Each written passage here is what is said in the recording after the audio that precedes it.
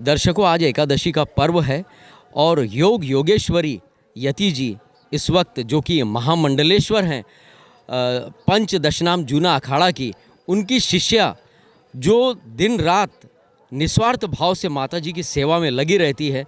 वो न दिन देखती है न रात, अथक परिश्रम करती हैं और माता जी भी उन्हें अपना आशीर्वाद देती हैं, बहुत ही स्नेह करती हैं। माता जी, जानना चाहेंगे, एक दीवानगी जिसे कहते हैं, एक जुनून की तरह अलका जी आपके साथ जुड़ी हुई हैं, ऐसी योग्य शिष्या कहाँ से प्राप्त हुई आपको? मेरे साथ यहाँ बैठी हुई हैं श्रीमती अलका लाहौटी जी। ये मूलतः नगीना बिजनौर की रहने वाली हैं जी। और ये अपने जो परिवार में सबसे बड़ी पुत्री हैं अपने पिता की जी। और इन्होंने कोई बेटा वो नहीं कर सकता है जो इन्होंने अपने क्षेत्र में अपने पिता का नाम रोशन किया जी। और ये कहते ना कि जो व्यक्ति स्वयं अपने को बनाता है, हाँ, जिसकी राह किसी ने नहीं बनाई हो, किसी की कोई सहायता न हो, स्वयं अपने आप को इन्होंने अपने कर्म क्षेत्र में आगे बढ़ाया। और फिर ये इंडोनेशिया चली गई। ये फ्रांस की कंपनी में नौकरी भी करती थी, जॉब करती थी, बहुत अच्छे पद पे थी। लेकिन पिता का शरीर शांत होने के बाद, पति तो इंडोनेशिया में ही है, लेकिन पिता के लिए और पिता के अधूरे छोड़े हुए कार्यों को पूर्ण करने के लिए ये भारत लौट आती हैं जी। और उसी समय ही मेरी इनसे मुलाकात होती है और वो मुलाकात धीरे धीरे बड़े ही घनिष्ठ संबंधों में तब्दील हो जाता है। सबसे ज़्यादा मैं आपके चैनल के द्वारा मैं सभी को कुछ संदेश देना चाहती हूँ जी।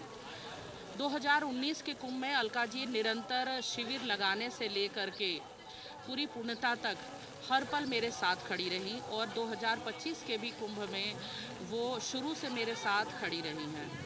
एक महिला जो बेहद प्रतिभाशाली, जिसने गुंडे बदमाश, जो भूमाफिया, जो गौशाला की भूमि को कब्जा, उनको छक्के छुड़ाए, गाय की सेवा किया, दिन रात बहुत ही इनके दादाजी, इनके पिताजी सभी लीगल फील्ड में प्रतिष्ठित एडवोकेट रहे हैं और ये भी पूरी कानूनी पूरी जानकार है जी। और उच्च शिक्षा प्राप्त महिला है। आज अगर ये नौकरी में होती 10 लाख रुपए हर महीने ये कमाती, शायद उससे ज़्यादा ही कमाती। लेकिन जब शिविर में वो रहती हैं, पूरी मैनेजमेंट दिल से एक एक चीज़ है कि मेरे से ज़्यादा इस शिविर या मेरे कार्य, मेरी छवि, मेरे साथ लोगों का कैसा व्यवहार है, यहाँ लोग आकर के मेरे प्रति क्या अच्छा सोच रहे, क्या बुरा, ये सारी चीज़ों के प्रति कोई यहाँ की चीज़ें नष्ट तो नहीं कर रहा, बर्बाद तो नहीं कर रहा, इन बातों के लिए मुझसे ज़्यादा ये तड़पती हैं जी। और खुद ज़मीन पे सो जाती हैं। लगभग कितने साल हो गए इनके इस सेवा भाव को? हमारे 8 साल हमारे संबंध हो गए हम लोगों के। तो मैंने ये देखा है, जो डिवोशन है, जो बिल्कुल त्याग की भावना है, स्व से ऊपर मतलब सिर्फ मेरे लिए कि अगर मैं यहाँ बैठी हूँ तो मैं निश्चिंत होकर बैठी हूँ। अलका जी मेरे लिए इस सारी व्यवस्था के लिए मेरी बैकबोन है। हाँ, तो इनका कोई भी शिविर आप में आता है, इनके प्रति उन लोगों का सम्मान होना चाहिए, आभार प्रकट करना चाहिए कि अलका जी आपकी वजह से आप ये सब संभाल रही हैं। बल्कि अलका जी की फीलिंग्स को जब लोग हर्ट करते हैं तो मुझे दुख होता है कि कोई ऐसा समझता है। पहले आप देखिए आप किस महिला से बात कर रहे हैं। अगर वो मेरी सेवा में है तो आप उन्हें वैसा मत समझिए, जो तन से, मन से और धन से भी इस शिविर के लिए धन भी दी हैं। ऐसा नहीं है कि धन नहीं देती हैं। तो जितनी भाई पति नौकरी करते हैं, जितनी सामर्थ्य, लेकिन जो ये सेक्रीफाइस करती हैं, जो सेवा करती हैं, अद्भुत है, वो शब्दों से परे है।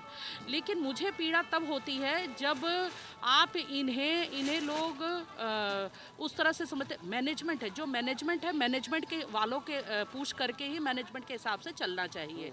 हैं, मैं तो बैठी हूँ, मुझे क्या मालूम है कि क्या यहाँ चल रहा है, क्या बनेगा रसोई में, क्या रुकने की व्यवस्था है। आप पूरा अलका जी से ही, आप अलका जी को इग्नोर करके आप ऐसा नहीं कर सकते। कोई बूंद भर अगर कोई सहयोग कर रहा है तो आप इस शिविर का मालिक नहीं बन सकते हैं, आप अधिपत्य नहीं जमा सकते हैं, है? आप इनकी डिग्निटी का, सभी से मेरा कहना है कि अलका लाहौटी के डिग्निटी का ख्याल रखें, सम्मान का ध्यान रखें। अगर ये हर्ट होती हैं तो मैं उससे ज़्यादा हर्ट होती हूँ। ये मुझे सभी से मुझे निवेदन करना है, और आगे भी मेरे साथ ये कुंभ में रहेंगी और इन्हीं को संभालना है, तो कृपया आप सभी इनका सम्मान करें। जी, बहुत बहुत मेरा ये धन्यवाद कहना है। माता जी, आपका ये अद्भुत प्रेम जो है अपनी शिष्या के लिए, सचमुच आप भी अलका जी एक धन्यवाद की पात्र हैं। सचमुच पब्लिक जो है, जनता यहाँ जोरदार तालियां बजा रही हैं, बिल्कुल अभिनंदन इनके लिए तो होना ही चाहिए।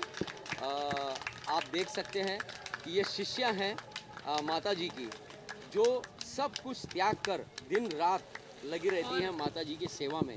अलका जी, जब माता जी भी आपको उतना स्नेह देती हैं तो कैसा लगता है आपको?